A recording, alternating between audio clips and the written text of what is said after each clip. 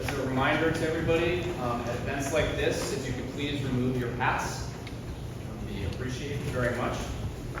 Today, I would like to introduce our Vespers speaker, Deegan "Chips" Granese.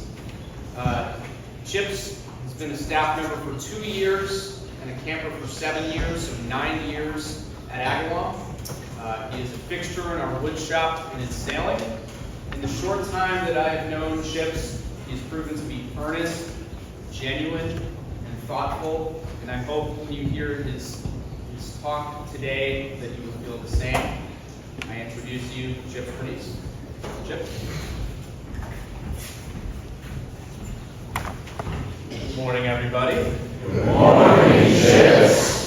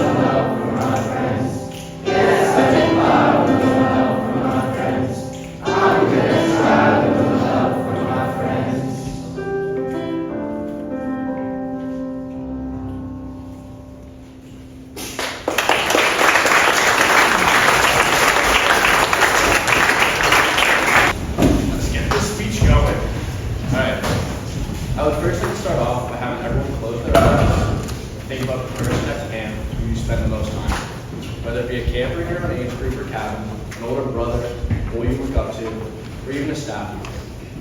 I want all of you to think about how much that person means to you and what your summer would look like if that person weren't here. When I was a camper, I spent a lot of my time at wood shop, often isolated and hyper-focused on whatever huge project I would have to convince my parents to find a way to bring home at the end of the summer. But Agawam has a lot of free time built into the schedule. Time where boys can do whatever they want, hang out with whoever they want. And it was during that time that I felt that I can interact with my cabin mates and the people that I held closest at camp. Throughout my time at camp, my close circle of friends grew tremendously. From just 1 or 2 people I felt close and comfortable with, to my whole age group and people beyond it. Today I plan on talking about 2 people, Coxon Mateus Campos and Finn Fox. Starting off with Coxon, he was one of those rare people that I could always count on, whether it was to make time for a walk, a talk, or just a long random conversation about absolutely nothing. He was the kind of friend who doesn't just show up when it's convenient, he shows up when it matters. No matter the time we're talking, I can call him or text him and I know I'll get a reply. Whether it's a problem I need help with, just a dumb joke I wanted to share, he's always there.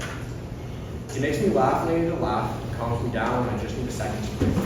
That kind of friendship is rare, and it's something I can't date and something I'll always be grateful for. Finn, on the other hand, was one of those once-in-a-lifetime people.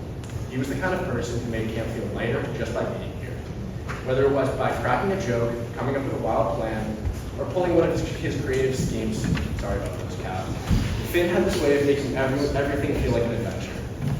As many of you know, the woodcraft laws are something that Agawam alum hold very near and dear to their hearts.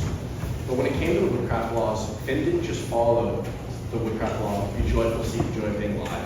He lived it. And then somehow he added to it. Instead of just seeking the joy, he went one step further. He wanted to spread the joy to everyone he knew, to strangers, to friends, to the entire cabin when we had 5 bells 3 days in a row. As some of you may know, Finn passed away late in 2023, and that was one of the hardest times in my life. The experience of losing a friend was really difficult for me, but the part that was actually the hardest was the sudden and very abrupt realization that the incredible cabin around 2021 would never be able to fully come back together again. I, for the longest time, held on to the idea that we could always have, one more summer and we could meet up one more time. And I think that the whole I'll do it next summer mindset is very dangerous. I urge everyone here to live in the moment and make sure that if there are things on your camp bucket list that you really want to do, that you go out and do it. It's important that you're living every day to the fullest and never assuming that you'll have the chance to do something again. One piece of advice for people that I've learned while at camp is it's definitely not smart to go into camp with the mindset that everyone you know will be here next summer, whether it be counselors or campers. As a camper, I'd always dreamed of going on the 6-day Katahdin trip to summit it. And I let myself fall into the there's always next year mindset. So I never signed up for it. Then, as my senior boy summer was starting to come to a close, I realized I had to get on that trip. I signed up, and it was very last minute, but I was able to get on. Unfortunately, 2 days before we left, I blew up my knee and was unable to go on the trip. Had I not waited till the last summer, I may have actually had another chance of one more year, but I didn't. The big takeaway I want everyone to take from this is there's never a certainty that you'll be able to do something one more time, or that the ability to do the thing that you want to do will always be here next year. Take every day for granted and make sure that you're living every day to the fullest. The final thing I want to talk about is making sure to keep in contact with the friends that you make at camp.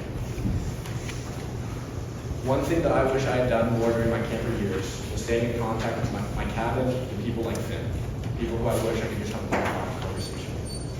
Thank you.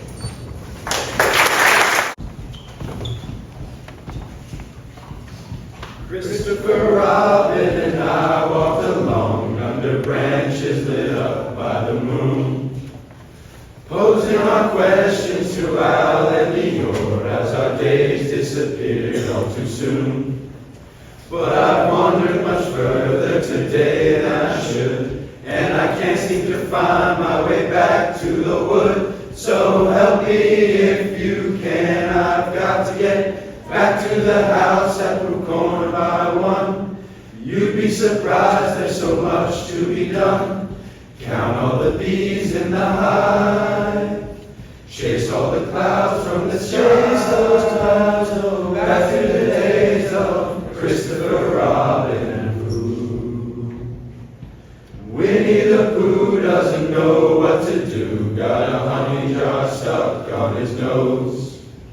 He came to me asking help and advice, and from there no one knows where he goes.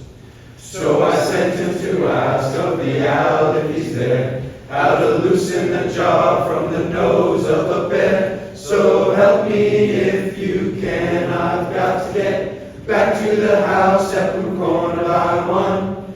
You'd be surprised, there's so much to be done. Count all the bees in the hive, chase all the clouds from the sky. Chase those clouds, oh, back to the days of Christopher Robin, back to the ways of Christopher Robin.